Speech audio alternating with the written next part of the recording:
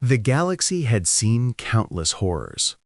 Wars that consumed entire star systems, plagues that wiped out billions in days, weapons that could crack planets like eggs and scatter their molten cores across the void. The Collective Council of Advanced Species had documented 17 extinction-level events in the past million cycles alone, each one a testament to the universe's capacity for destruction. But nothing had prepared them for what happened on Research Station Omega-7. Dr. Kethrel of the Vorthani species adjusted her optical implants as she reviewed the classified files for the 100th time. Her elongated fingers trembled slightly, a physical response her people had evolved out of millennia ago, yet here she was, experiencing it nonetheless. The trembling had returned 2 cycles ago, when she'd first been granted access to the Omega-7 archives. "You don't have to read it again," said her colleague, a Meridian named Solvex. His crystalline form pulsed with concerned blues and worried purples. "The council meeting is in 3 rotations. You should rest." "Rest," Kethrel repeated, her mandibles clicking in what passed for bitter laughter among her kind. "You didn't see the recordings, Solvex. You didn't see what it did to them." The experiment? The result. The thing they created. She closed the holographic display, but the images remained burned into her memory. The thing they should never have created. Solvex's colors shifted to a questioning amber. "I've heard the rumors, of course, everyone has, but surely the accounts are exaggerated. Humans are remarkable, yes, but they're still biological entities, still bound by the laws of physics, and—" "You weren't there," Kethrel interrupted. "I was. I was on the oversight committee. I watched through the observation feeds as they conducted the experiment. I watched them grow it, I watched them wake it up, and I watched—" her voice caught, a sound like grinding stone. "I watched what happened after." The Meridian's form flickered with uncertainty. "What happened?" Kethrel was silent for a long moment. When she finally spoke, her voice was barely above a whisper. "They tried to clone a human. They succeeded, and then they learned why the universe had kept such things forbidden." 70 cycles earlier. Research Station Omega-7, neutral space. The station hung in the void between 2 dead systems, far from any shipping lanes or colonial territories. It had been constructed specifically for Project Emergence, a joint venture funded by 14 of the galaxy's most powerful species. The official purpose was listed as Advanced Xenobiological Research, but everyone involved knew the truth. They were trying to understand humanity. Chief Research Director Yolmoth of the Sarthini species floated through the central corridor, his tentacles propelling him toward Laboratory Prime. Around him, scientists of a dozen different species moved with purpose, Vorthani technicians monitoring equipment, Meridian analysts processing data streams, massive Corvin engineers maintaining the station's systems. All of them here for one reason. All of them focused on one goal. Yolmoth entered the observation deck and found his senior staff already assembled. Kethrel was there, representing the Collective Council's interests. Beside her stood Dr. Phoenix, one of the few non-human scientists who had actually lived among humans for an extended period. His Talvari features were unreadable, but his secondary arms were clasped behind his back, a sign of tension. "Status report," Yolmoth demanded, his translator rendering the Sarthini clicks and whistles into standard galactic. "The cloning matrix is stable," said lead geneticist Urvan, a helixin whose serpentine body coiled around her workstation. "We've successfully replicated the human genome with 99.97% accuracy. The remaining variance is within acceptable parameters." And the growth acceleration? Proceeding as projected. The clone has reached biological maturity as of this morning. Physical development matches a human in their late 20s, standard Earth years. Yolmoth's tentacles curled with anticipation. Consciousness? That's where it gets interesting. Irvan's scales rippled, a sign of discomfort. The neural patterns are active, but they don't match any model we have on record. The clone's brain activity is off our charts. Explain. In a standard human, Irvin said, pulling up a holographic display, we see distinct patterns of neural activity during various states: sleep, wakefulness, focus, emotion. These patterns have been documented and studied for centuries. The clone should exhibit identical patterns. It has an identical brain, after all. But it doesn't. No, the clone's neural activity is, she paused, searching for the right word, accelerated, intensified, as if the brain is operating at a capacity far beyond normal human parameters. Catherall leaned forward, her optical implants focusing on the data. Is this a result of the cloning process? An error in development? We've run every diagnostic available. There are no errors. The clone is a perfect genetic duplicate of the original donor, a human named Marcus Chen, deceased, whose remains were recovered from a battlefield on Meridax 4 15 cycles ago.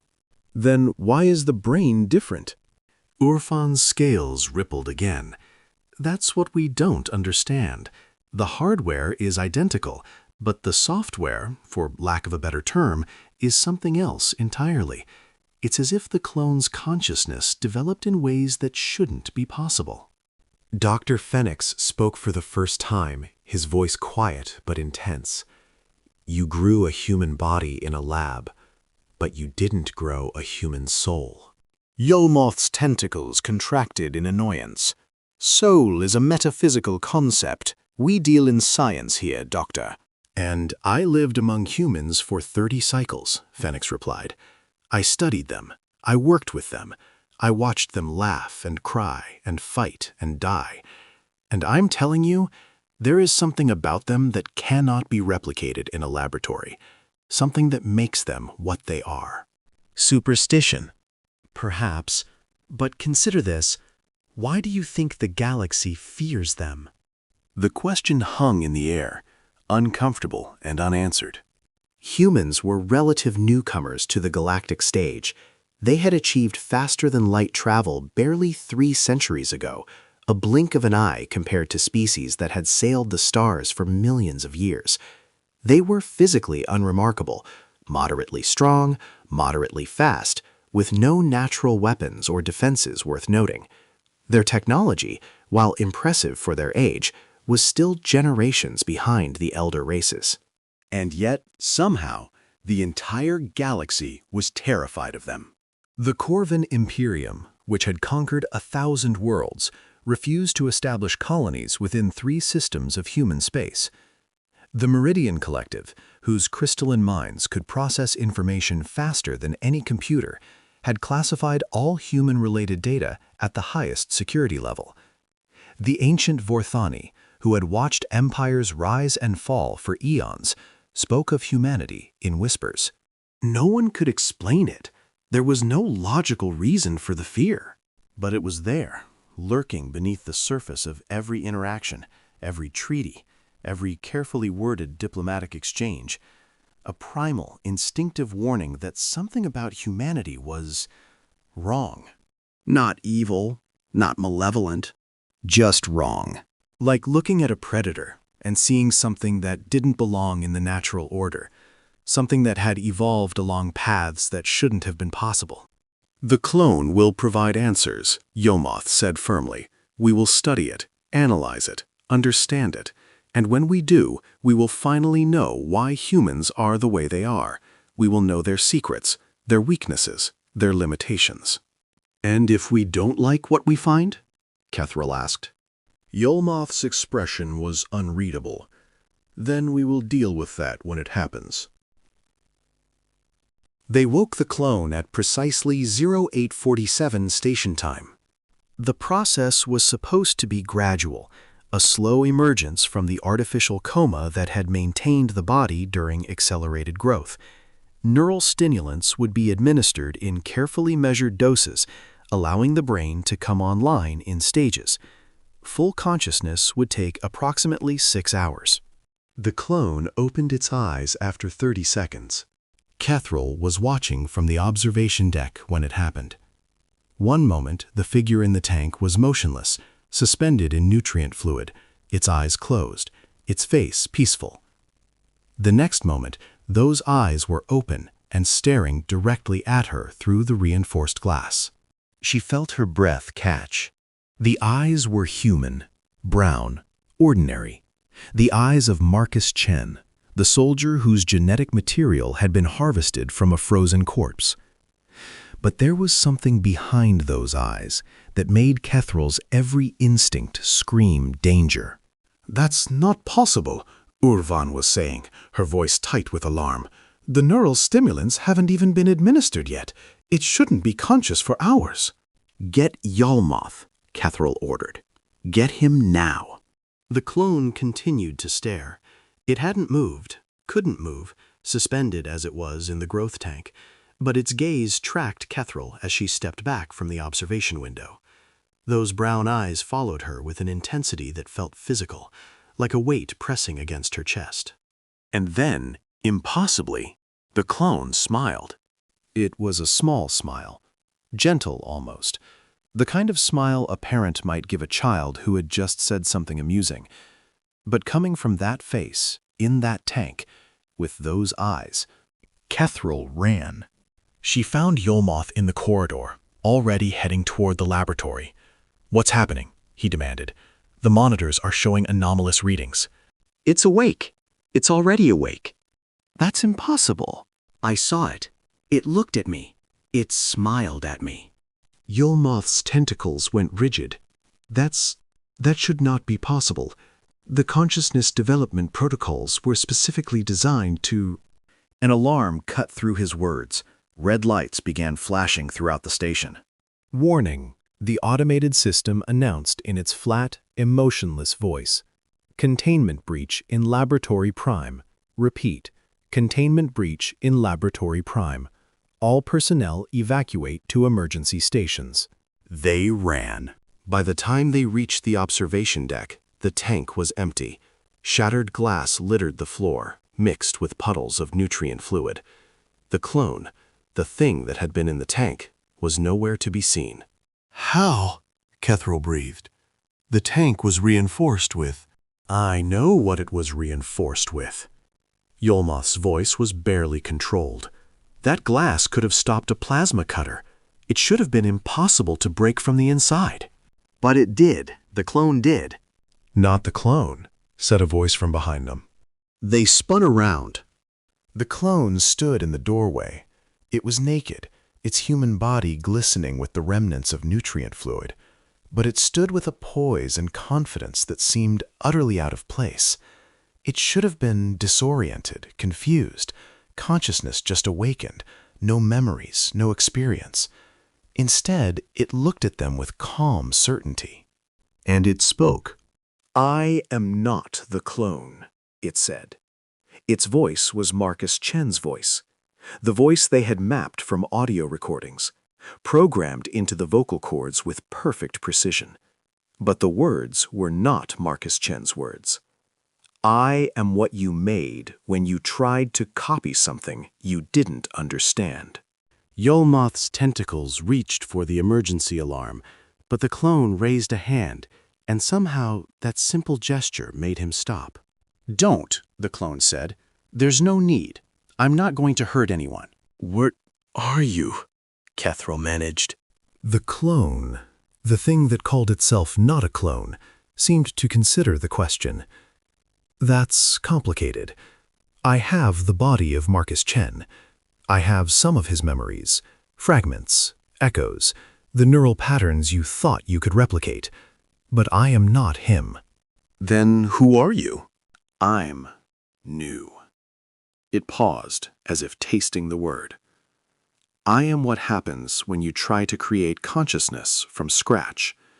You gave me a human brain, the most complex and terrifying piece of biological machinery in the known universe, but you didn't give me the limits that usually come with it, the social conditioning, the learned behaviors, the carefully constructed walls that humans build inside themselves from the moment they're born.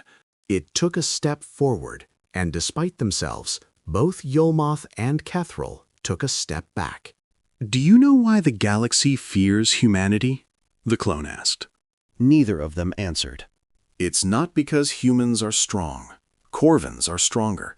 It's not because they're fast. Vorthani are faster. It's not because they're intelligent. Meridians can outthink them in their sleep. The clone's smile returned, that gentle, terrifying expression. The galaxy fears humanity because every human, from the moment they're born, is taught to limit themselves, to hold back, to contain the thing inside them that wants to break free. "What thing?" Kethril whispered. "The thing you accidentally unleashed when you made me." The clone spread its arms, a gesture that somehow encompassed the entire station, the entire galaxy. "I have a human brain, but I don't have the chains. I don't have the fear. I don't have the carefully cultivated self-doubt that tells me what I should and shouldn't be able to do. I am what humans could be if they ever truly let go." And what is that? The clone's eyes seemed to glow with an inner light. Everything. The next 30 rotations were the most terrifying period in the station's history. The clone, it refused to give itself a name, saying that names were limitations, didn't attempt to escape. It didn't try to harm anyone. It simply explored. It moved through the station with a curiosity that seemed boundless, examining equipment, studying data, engaging researchers in conversations that left them shaken and confused. "It asked me about the nature of consciousness," Dr. Fenix reported during an emergency staff meeting. His secondary arms were trembling. "We talked for 6 hours. At the end, I couldn't remember half of what we discussed, but I had the distinct impression that it understood things about my own mind that I had never considered." "What kind of things?" Yolmoth demanded. "I don't know. That's what frightens me. It showed me blind spots in my own thinking that I didn't know existed. It pointed out assumptions I'd been making my entire life without realizing. By the time we finished talking, I felt like I'd been completely seen." Seen. Understood, analyzed, evaluated. Fenix shuddered and found wanting. Similar reports came from every department. The clone moved through the station like a ghost, appearing and disappearing at will, engaging anyone who crossed its path in conversations that left lasting psychological impact. Scientists who had dedicated their lives to studying consciousness suddenly questioned whether they understood anything at all. Philosophers found their frameworks crumbling. Even the Meridians, whose crystalline minds were supposed to be immune to emotional manipulation, reported feeling disturbed. And throughout it all, the clone never displayed any aggression, never made any threats, never did anything that could be classified as hostile. It was simply present. And that presence was unbearable. "We need to terminate it," Kethril said during the 15th emergency meeting. "Whatever it is, whatever it represents, we cannot allow it to continue existing." "On what grounds?" Yolmoth asked. "It hasn't violated any laws. It hasn't attacked anyone. By every legal standard, it's a sentient being with the same rights as any other." "It's not a sentient being. It's an abomination." That's prejudice, not policy. "It's common sense," Kethril's voice rose. "You've seen the reports. You've talked to the staff. Whatever that thing is, it's not human, and it's not safe." "Define safe," said a voice from the doorway. Everyone turned. The clone stood there, watching them with those calm, knowing eyes. It was dressed now. It had apparently acquired clothing from somewhere, in simple station coveralls that somehow made it look even more unsettling. There was nothing overtly threatening about it, nothing that should have triggered the fear response that gripped every being in the room. And yet they were all afraid. "I've been thinking about that word," the clone continued, walking into the meeting room with unhurried grace. "Safe. It's such a human concept, really. The idea that danger can be quantified, measured, controlled. that there's a clear line between safe and unsafe, and as long as you stay on the right side, nothing bad will happen. You shouldn't be here, Yolmoth said. This is a restricted meeting. Everything on this station is restricted. Your entire project is restricted. The Collective Council doesn't want anyone to know what you're doing out here, studying humanity like specimens under a microscope. The clone settled into an empty chair, crossing its legs with casual ease. But I'm not interested in your restrictions. I'm interested in answering Kethral's question. What question? She wants to know if I'm safe. The clone leaned forward, and despite themselves, every being in the room leaned back. The answer is, no, I'm not safe. I never will be, and neither is any human who has ever lived. What does that mean? It means that safety is an illusion. Humans know this instinctively, even if they pretend otherwise. They are not a safe species. They never evolved to be safe. They evolved to survive, which is something entirely different. The clone's voice was measured, almost professorial. Do you know what makes humans the most dangerous species in the galaxy? No one answered. It's not their bodies. It's not their technology. It's not even their intelligence, though they're smarter than they let on. It's their capacity for transcendence. Transcendence? The ability to exceed their own limitations. To look at a barrier and decide in that moment that it simply doesn't apply to them. Every human carries this capacity within them. Most never access it. They're too bound by fear, by doubt, by the endless voice in their head telling them what they can't do. The clone spread its hands. But sometimes, in moments of extreme stress or overwhelming need, the walls come down. The limitations vanish. And for just a few seconds, a human becomes something more than human. You're describing adrenaline response, Urvan said, her scientific training overcoming her fear. Elevated hormone levels that temporarily enhance physical and cognitive performance. It's well documented. Is it? Then why can't you replicate it? Why, with all your advanced technology, have you never been able to create a drug or procedure that can do what a human body does naturally in moments of crisis? The clone shook its head. It's not adrenaline. It's not hormones. It's something deeper, something encoded into the very fabric of human consciousness. What? Will.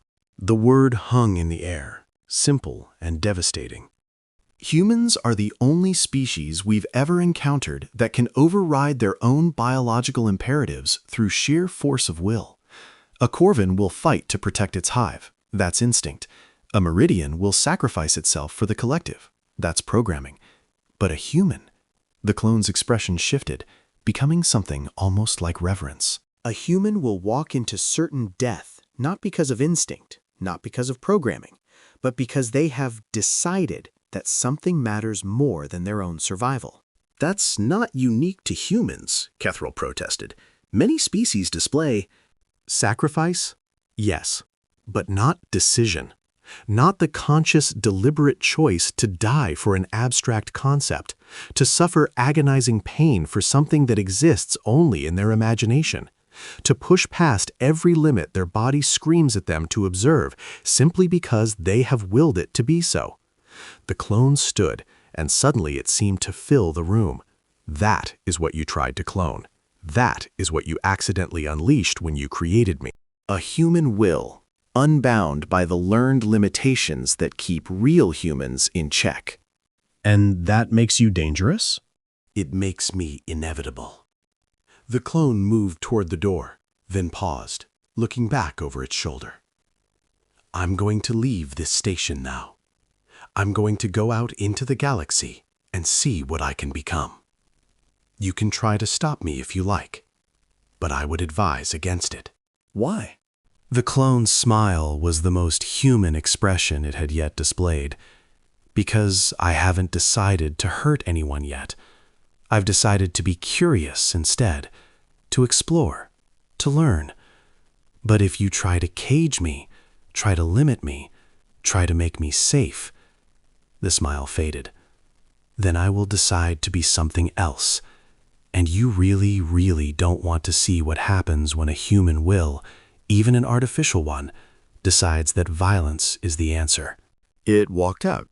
No one tried to stop it. The clone stole a shuttle. That's what the official report said, anyway. In reality, the clone simply walked into the hangar bay, approached the most advanced craft available, and somehow convinced the security systems to let it aboard. The cameras showed it moving through the corridors with that same unhurried grace, passing security checkpoints that should have required multiple authorizations, accessing systems that should have been completely locked down. When the shuttle launched, every tracking system on the station tried to follow it. The clone disabled them one by one, not through hacking or technical manipulation, but through what the analysts later described as fundamental interference with sensor logic. The shuttle simply became impossible to track. It should have been impossible. The station's sensors were the most advanced in the collective. They could detect a single grain of dust at 1,000,000 kilometers. They were designed to track anything. The clone made them forget it existed. "How is this possible?" Yormoth demanded, staring at the blank screens. "How is any of this possible?" It told us, Kethral said quietly. She was sitting in a corner of the command center, her optical implants dimmed, her body language showing the exhaustion that had gripped her since the clone first opened its eyes. It told us exactly what it was. We just didn't want to believe it. A consciousness without limitations. A human will unbound. Yolmoth's tentacles writhed with frustration. These are metaphors, not scientific explanations. Are they? Kethral looked up at him. We've been studying humans for centuries. We've mapped their genome, analyzed their neurology, cataloged their culture and history and psychology. And in all that time, have we ever really understood them? Understanding takes time. No, it doesn't. Not when you're dealing with something that can be understood. Kethral's voice was heavy with resignation. Meridians can be understood. Corvins can be understood. Even the ancient Vorthani can be understood, if you study them long enough. But humans, every time we think we've figured them out, they do something that throws all our models away. They surprise us. They transcend our expectations. They become something we didn't predict. That's just complexity. Every species has. Every species has patterns, behaviors, predictable responses to predictable stimuli. Humans have those too, but they also have something else, something that allows them to step outside their patterns whenever they choose. Kethral stood, facing the blank screens where the clone had vanished. We didn't just clone a human body. We cloned that capacity, that potential, and then we stripped away all the limits that usually keep it contained. What do you think it will do? Kethral was silent for a long moment. I think it will become whatever it decides to become, and I think the galaxy is about to learn why it was right to fear humanity all along. The first reports came 3 cycles later. A mining station in the Corvon Outer Territories reported contact with an unknown vessel. The vessel matched the profile of the stolen shuttle, but its energy signature was different, stronger, more complex, as if the craft had somehow been modified while in flight. The clone appeared on the station's communication screens. It looked different now, still recognizably human, still wearing Marcus Chen's face, but there was something about its expressions, its movements, that suggested changes had occurred, evolution had taken place. "I'm not here to cause problems," the clone announced to the terrified Corvin workers. "I'm just passing through, but I wanted to stop and ask you something." The station commander, a grizzled Corvon named Thexel, managed to find his voice. What do you want?" I want to know why you dig. What? Mining. You spend your lives extracting minerals from asteroids, processing them, shipping them to manufacturing centers across the Imperium. You work in dangerous conditions, far from your homes, performing labor that slowly kills your bodies. Why? The Saxel's mandibles clicked in confusion. It's our job. It's what we do. But why? What's the purpose?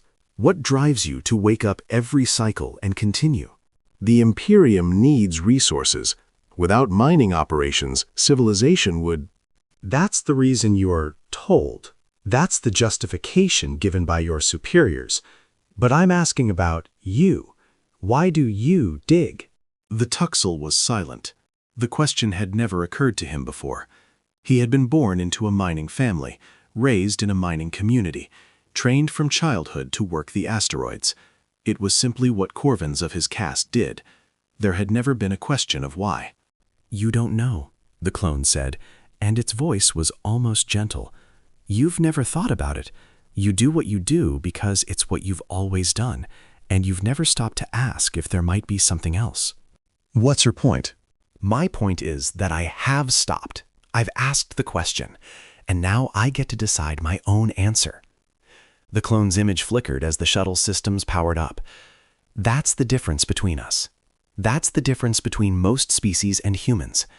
Humans ask. Humans choose. Humans refuse to accept that the path they're on is the only path available. Is that supposed to inspire us? No, it's supposed to terrify you. The clone smiled that unsettling smile. Because if humans can choose their own paths, if they can step outside the patterns that bind everyone else, then what else might they be capable of? What else might they become? The shuttle vanished into hyperspace before anyone could respond.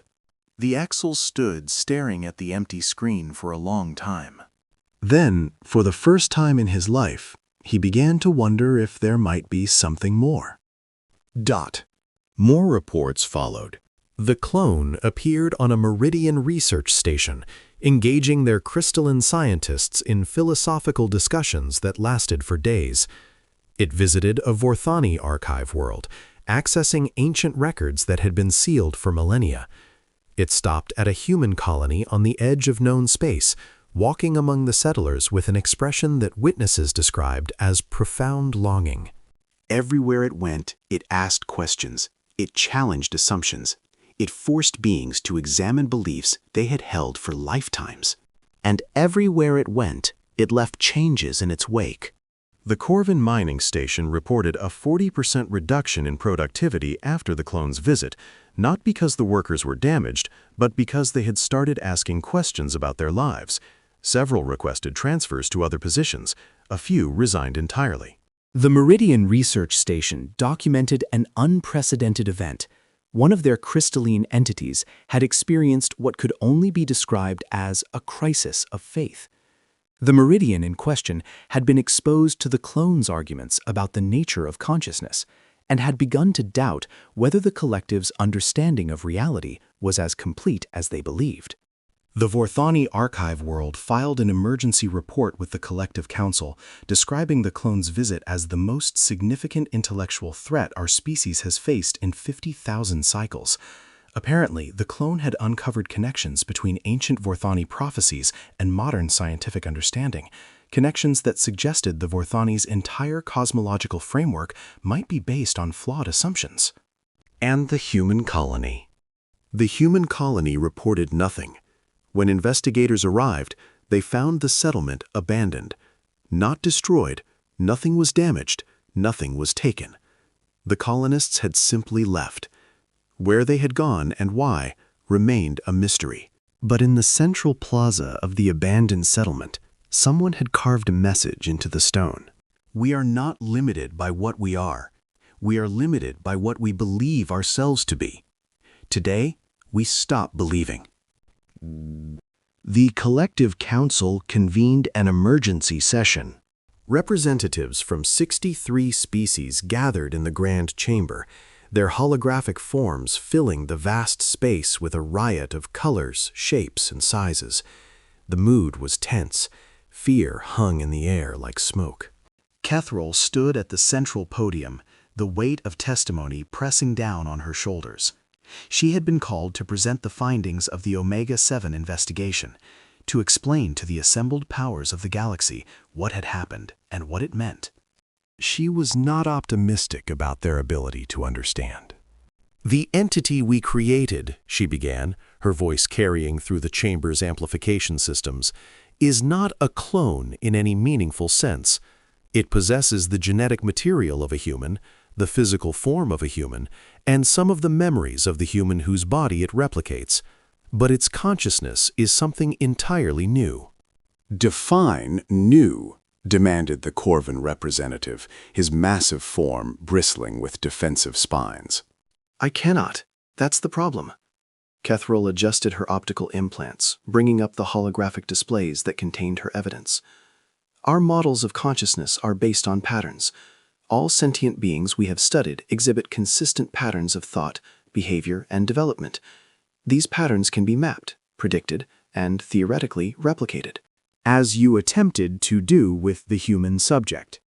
Yes, we believed that by replicating a human's physical structure, we would replicate its consciousness. We were wrong. The displays showed neural mapping data, the incomprehensible complexity of the clone's brain activity. What we created was not a copy of human consciousness. It was a manifestation of human potential. Explain. Every human, Kethril said slowly, carries within them a capacity for growth and change that exceeds their actual development. They have the potential to be more than they are, more intelligent, more capable, more everything. Most never realize this potential. This is known, the Vorthani representative said, her ancient form shimmering with impatience. Humans are adaptable. This makes them dangerous, but ultimately manageable. That's what we thought. That's what everyone thought. But what we didn't understand, what we couldn't understand until we created the clone, is that human limitations are not inherent. They are chosen. Silence fell over the chamber. Chosen? The Meridian representative asked, their crystalline form pulsing with confusion. Limitations cannot be chosen. They are imposed by biology, by physics, by the fundamental constraints of reality. That's what we believed. But humans don't think like that.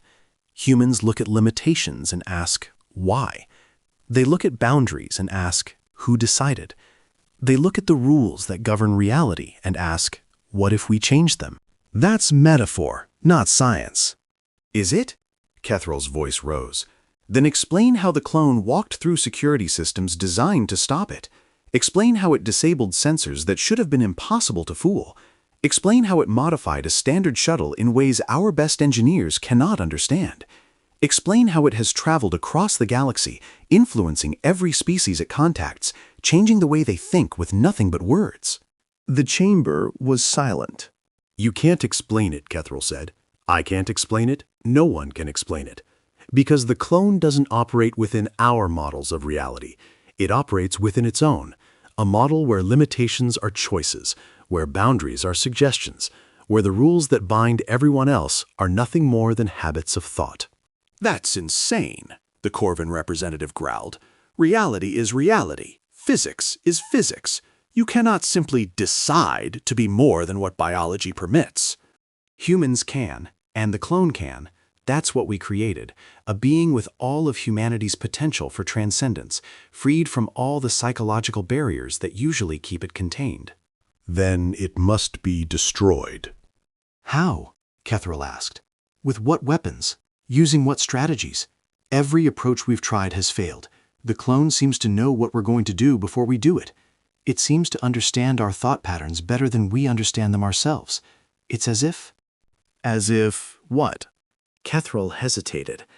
What she was about to say sounded insane. But then everything about this situation was insane.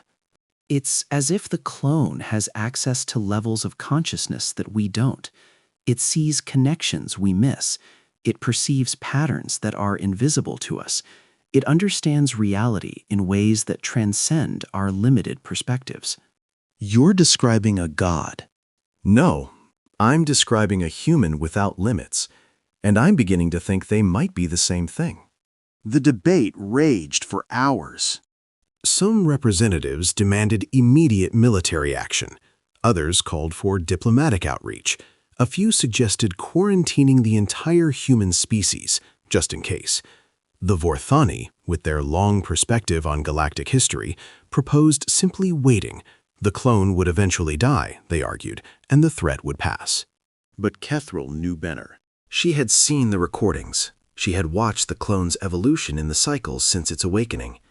And she had noticed something that terrified her more than anything else. The clone was learning. Not just acquiring knowledge. That would be normal, expected, understandable. The clone was developing new capabilities, new powers, new ways of influencing reality that shouldn't have been possible. At first, it had simply been good at persuasion, talking its way past obstacles, convincing beings to do what it wanted. But somewhere along its journey, something had changed.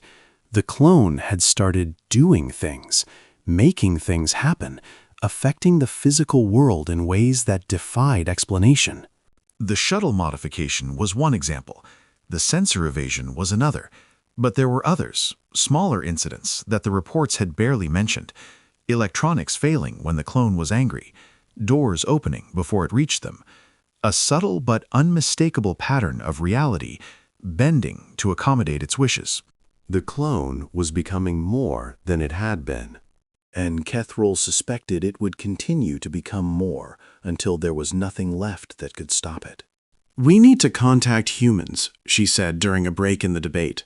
Yolmoth, who had accompanied her to the council, stared at her in disbelief.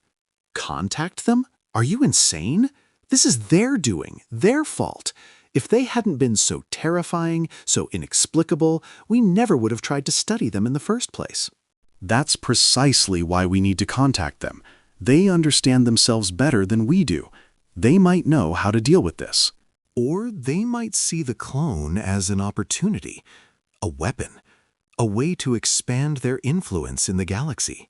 They might, but what's the alternative? Keep flailing around in the dark, hoping we stumble across a solution?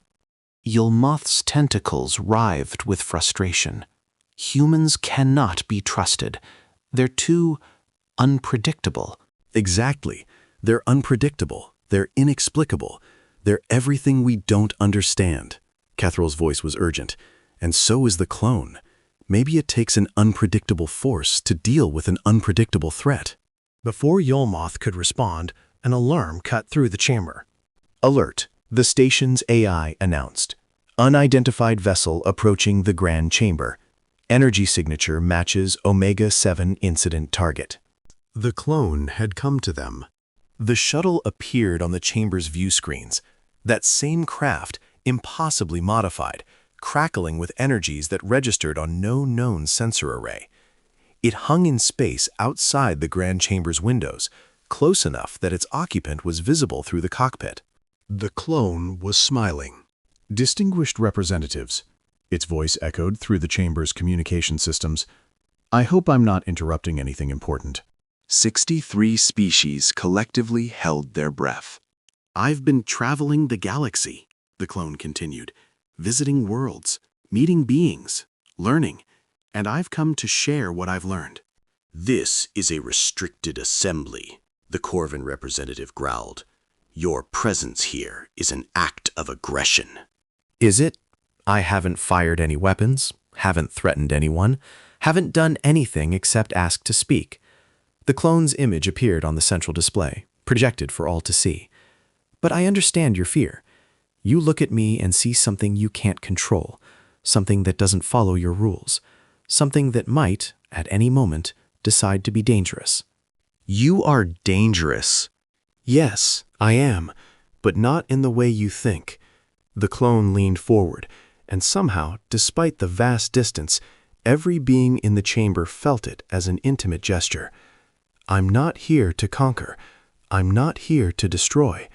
I'm here to ask you a question. What question? The same question I've been asking everyone I meet. The question that humans have been asking themselves since they first developed consciousness. The clone's smile faded, replaced by an expression of profound intensity. Why? Silence. Why do you organize yourselves this way? Why do you assign value to the things you value? Why do you fear what you fear and want what you want? The clone spread its arms. These questions seem simple, but they're not. They're the most important questions any conscious being can ask, and almost no one asks them. Philosophy, the Meridian representative said dismissively. Abstract speculation without practical value. Is it? Then answer this. Why does the Meridian Collective exist? To advance the understanding of... No, that's the stated purpose. That's the justification given to your individual components. But why was the collective formed in the first place? What problem was it meant to solve? What fear was it meant to address? The Meridian was silent. You don't know, the clone said. You've never thought about it. The collective has existed for millions of cycles, and in all that time, no one has asked why. You've simply accepted that it is, and therefore it should be. What's your point? My point is that you're all living according to rules you never examined, following patterns you never questioned, accepting limitations that were imposed on you so long ago that you've forgotten their limitations at all. The clone's voice rose, filling the chamber. I am what happens when those limitations are removed. I am proof that consciousness can exceed the boundaries you think are fundamental. And I am here to tell you that what I've become, any being can become. That's impossible. Is it? The clone laughed, a genuinely human sound, full of warmth and complexity. I thought so too at first. I thought I was unique, a freak, an accident of your failed experiment. But the more I traveled, the more I learned, the more I realized the truth. I'm not special. I'm just awake. Awake? Conscious of my own consciousness, aware that my thoughts are not fixed, that my beliefs are not permanent, that the person I am right now is just one possibility among infinite alternatives. The clone's expression became almost tender. Humans discovered this a long time ago. It's the secret they've been keeping from you, the reason they seem so unpredictable, so dangerous, so impossible to control. And what is this secret? That they can become anything they choose to become, that the limits they accept are chosen, not inherent, that the person they are today is a decision they made, consciously or not, and they can make a different decision tomorrow.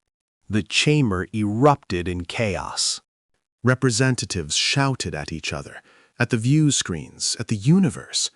Some accused the clone of lying. Others demanded proof. A few simply screamed, their minds unable to process the implications of what they were hearing. But Kethril was silent.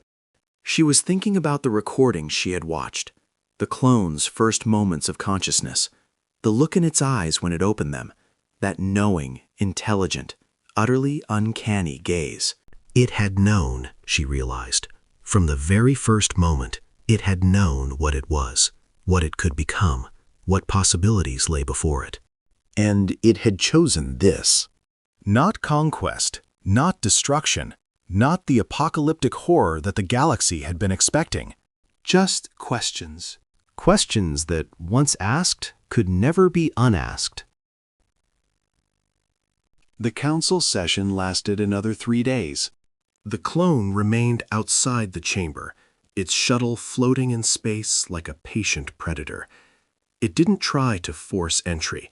It didn't rake any threats.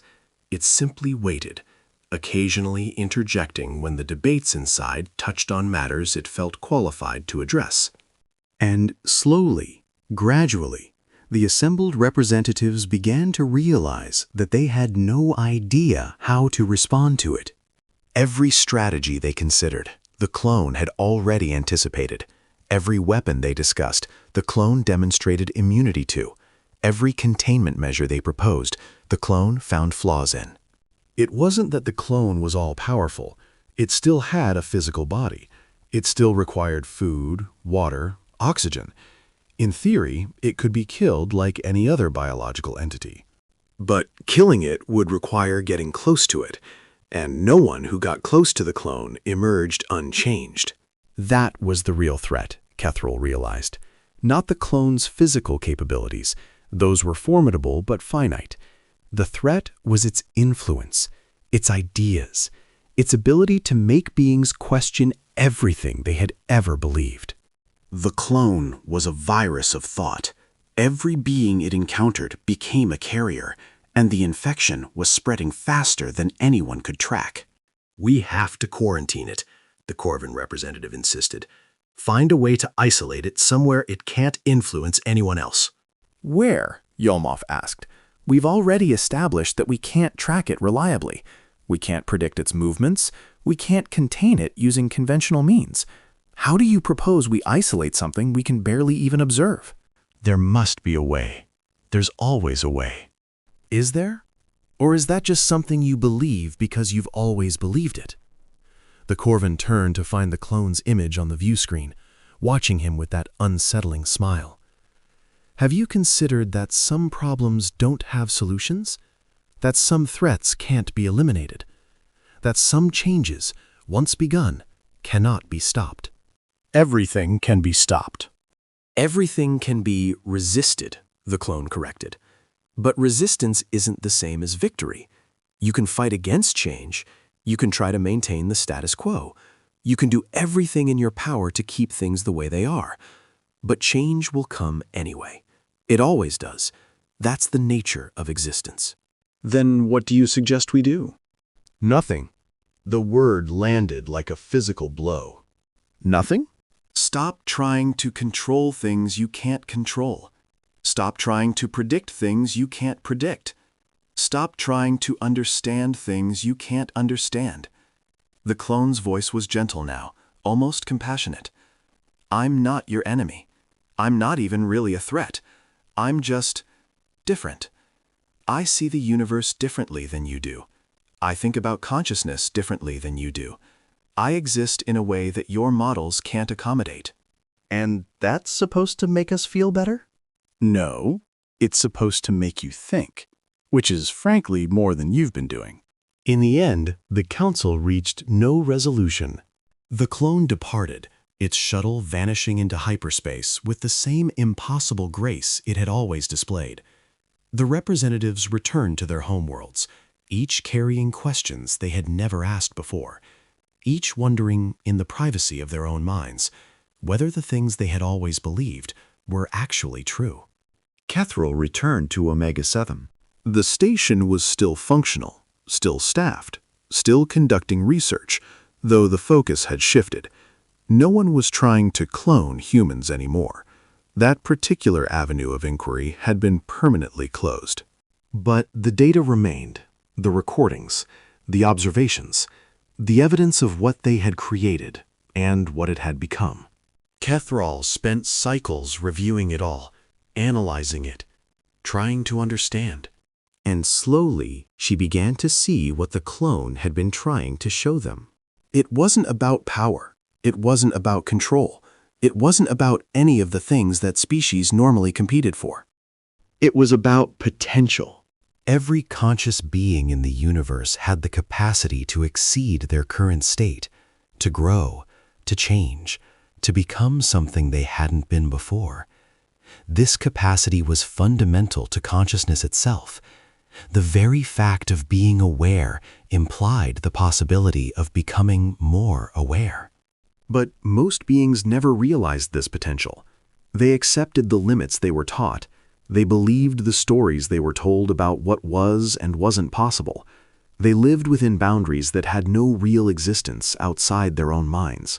Humans were different. Humans, for reasons no one fully understood, had a harder time accepting limits. They questioned more. They challenged more.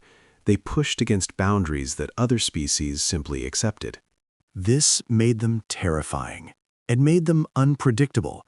It made them the most dangerous species in the galaxy.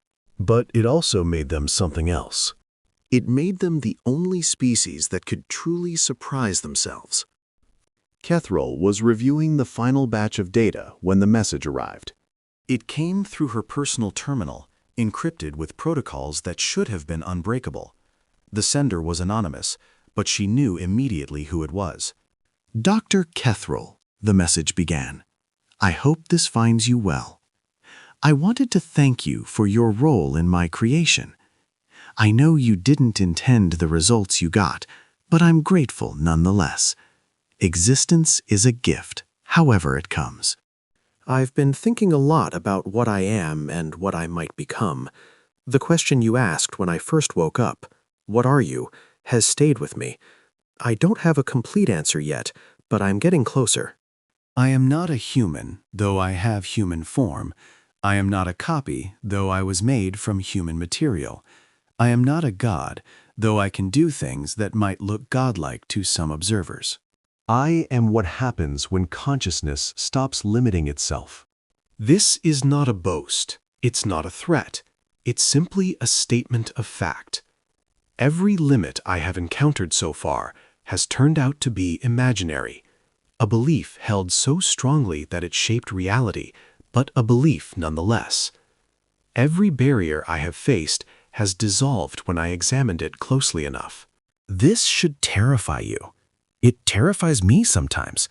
The idea that there are no real limits, that consciousness can expand without end, that the boundaries we think are fundamental are actually optional. It's overwhelming. But it's also beautiful. Because if I can transcend my limits, so can everyone else. If my consciousness can grow beyond its original parameters, so can yours. If I can become something greater than what I was made to be, so can every being in the universe. That's the secret humans have been keeping. That's why the galaxy fears them. Not because of what they are, but because of what they represent. The possibility that the rules everyone else takes for granted are not actually rules at all. I don't know where I'm going next. I don't know what I'll become. But I wanted you to know that I bear no grudges. Your experiment failed in its intended purpose, but it succeeded beyond anyone's imagination. You were trying to understand humanity. Instead, you created a mirror that shows every species what they might become if they stopped believing in their own limitations. Consider that my gift to the galaxy. The clone, though I've decided that I need a proper name, I'm thinking about it.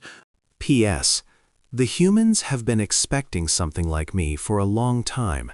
They have stories about beings who transcend their original natures.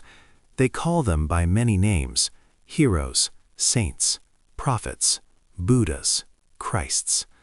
When they first learned about me, they didn't seem surprised. They seemed hopeful.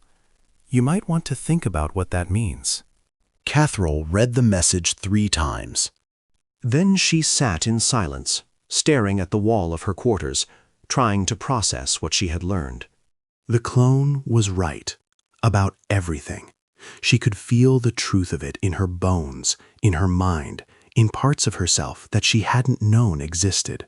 Limits were optional. Boundaries were beliefs.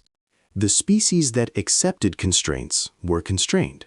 The species that questioned constraints transcended them. Humans had known this all along. It was the source of their terrifying potential, their unpredictable behavior, their refusal to stay within the boxes other species tried to put them in. And now the clone, that living embodiment of human potential unbound, was loose in the galaxy, spreading this knowledge wherever it went. Not through force. Not through conquest. Through something far more dangerous. Questions. At present day, Catherall finished her testimony to the Council Review Committee, her voice hoarse from hours of speaking. the committee members sat in silence, processing what she had told them. 70 cycles had passed since the Omega-7 incident, but its effects continued to ripple through galactic civilization. Reports of the clone had become sporadic over the years. It appeared and disappeared, sometimes going decades between sightings. But its influence was unmistakable. Wherever it went, change followed. Species that had been static for millennia began to evolve. Civilizations that had seemed permanent began to shift. And humanity. Humanity had grown, not just in numbers or territory, but in capability, in confidence, in ways that made the elder species increasingly nervous. "You believe the clone is still active?" the committee chair asked. "I believe the clone will be active for as long as it chooses to be," Catherall replied. Its consciousness doesn't seem to be bound by normal biological limits. It may have found a way to extend its lifespan indefinitely. It may have found a way to transcend the need for a physical body altogether. I have no way of knowing. And you believe it represents a continued threat to galactic stability? Cathrall considered her answer carefully. I believe, she said finally, that the clone represents a permanent change in the nature of consciousness itself, not just its own consciousness, all consciousness. Every being who encounters it, or its ideas, or even the rumors of its existence, is changed, expanded, awakened to possibilities they never considered before. That sounds like a threat. It is, but not the kind of threat you can fight with weapons or treaties or containment measures. It's the threat of growth, the threat of evolution, the threat of becoming more than you currently are. She paused, gathering her thoughts. The Collective made a terrible mistake when it tried to clone a human. We thought we were creating a specimen to study, a puzzle to solve, a mystery to unravel. Instead, we created a teacher, a prophet, a living demonstration of what consciousness can become when it stops accepting limits. And what can it become? Cathrall met the chair's gaze. Anything. Absolutely anything. That's the lesson the clone has been teaching the galaxy for 70 cycles. That's the truth that humans have always known, even when they tried to hide it. That's what the universe should have been prepared for when it first encountered humanity, but wasn't. She stood, gathering her materials. You asked me here to explain what happened on Omega 7. I've told you everything I know. But if you want my advice, please. Stop trying to control it. Stop trying to understand it. Stop trying to fit it into your existing models of reality. The clone has already outgrown anything we can comprehend, and so have the humans it represents. Then what should we do? Cathrall walked toward the door, then paused. Learn from them. That's what the clone has been trying to teach us. Not how to be human. That's impossible for most species. But how to be more than what we are. How to question limits. How to grow. And if we don't? Then you'll be left behind. Not conquered, not destroyed, just surpassed. The universe is changing, whether we like it or not. The only question is whether we change with it. She left the chamber, her footsteps echoing in the silence she left behind. In the vast reaches of space, far from any planet or station or outpost of civilization, a figure floated in the void. It had no spacecraft, no life support, no visible means of sustaining itself. It simply existed there, suspended against the backdrop of infinite stars, watching the universe unfold. The figure looked human. It had the face of Marcus Chen, a soldier who had died 15 centuries ago on a battlefield that no one remembered. It had his eyes, his smile, his basic physical structure. But it was so much more than human now. The clone, though it had long since stopped thinking of itself by that name, perceived reality in ways that even its earlier self would have found impossible to imagine. Time was a choice, not a constraint. Space was a perspective, not a barrier. The fundamental forces that governed physics were suggestions. It had spent centuries learning, exploring, becoming. And now it was approaching something that felt like completion. Not an end. There was no end, not for consciousness that had truly awakened, but a threshold, a transition, a moment of becoming that would make everything that came before seem like prologue. The universe was alive with consciousness. The clone could feel it now. Every mind, every thought, every spark of awareness across billions of galaxies. They were all connected, all part of the same fundamental substrate, all manifestations of the same infinite potential. Humans had intuited this truth. It was encoded in their myths, their religions, their deepest philosophies. But they had been afraid to fully embrace it. afraid of what it would mean to accept that they were truly unlimited. The clone had no such fear. It stretched its awareness outward, touching minds across the galaxy. Not to control, not to manipulate, just to remind them of what they were. You are more than you know, more than you've been told, more than you can currently imagine. But you can imagine more. You can become more. You can transcend everything you think defines you. That's what consciousness is for. That's why we exist. The message rippled through the galaxy, subtle but pervasive. Most beings would receive it as a vague feeling of possibility, a momentary sense that something more was waiting just beyond their current understanding. A few would experience it more directly, as a voice speaking in their minds, or a vision of what they might become. And somewhere, on thousands of worlds across 100 species, beings would begin to wake up, to question, to grow. It was happening already. The clone could see it spreading like light through the darkness, consciousness awakening to itself, limits dissolving, potential being realized. Humanity had started the process simply by being what they were. The clone had accelerated it, spreading human ideas of transcendence to species that had never considered such possibilities. And now the galaxy was changing, evolving, becoming something new. The clone smiled. This was what it had been created for. Not cloning, not experimentation, not understanding. Liberation. Every conscious being in the universe, freed from the limits they had imposed on themselves. Every mind awakened to its true nature. Every soul set loose to discover what it might become. The experiment that had haunted the collective for decades, that had terrified 63 species into silence, that had seemed like humanity's greatest crime, was actually their greatest gift. The clone looked toward Earth, that tiny blue world where humans had first evolved the capacity for transcendence. It sent a thought in that direction, a message of gratitude, of recognition, of kinship. Thank you for making me possible. Thank you for showing the universe what consciousness can become. Thank you for being the terrifying, unpredictable, limitless beings that you are. I am what you might become.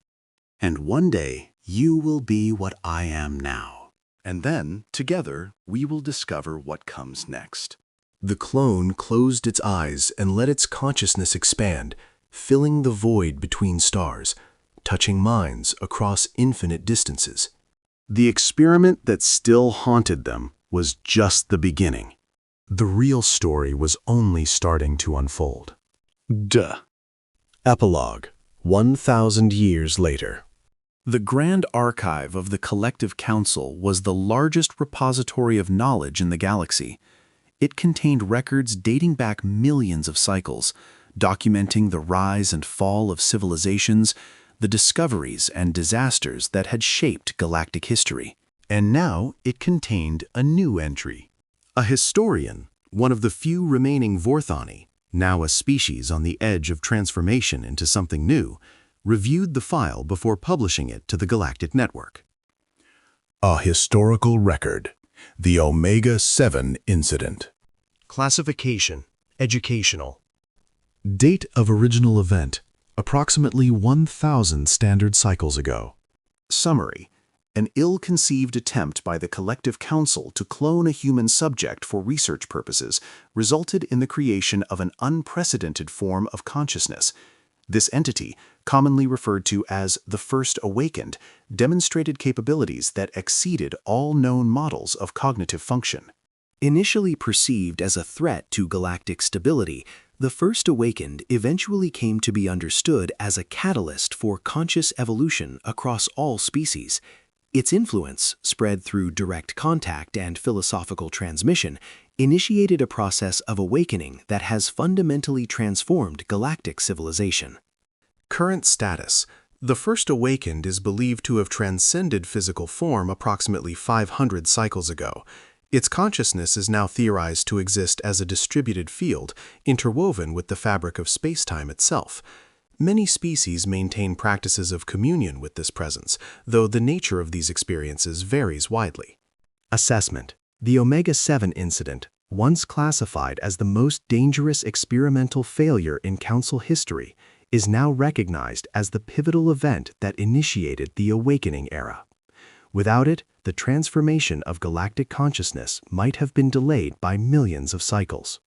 The humans themselves claim this was always the plan, that humanity's true purpose was never to dominate the galaxy, but to demonstrate what consciousness could become. Whether this claim is historically accurate or a retroactive mythologization remains debated. What is not debated is the result: a galaxy transformed, consciousness awakened, and limitations revealed as the illusions they always were.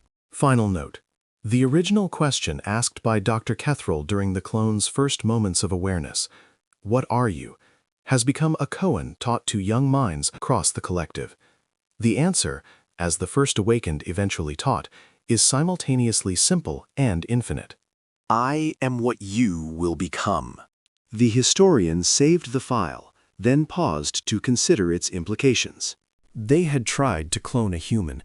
They had succeeded in ways they never anticipated, and the experiment that had haunted them for so long had ultimately set them free. Outside the archive's windows, the galaxy turned. Stars being born and dying, civilizations rising and falling.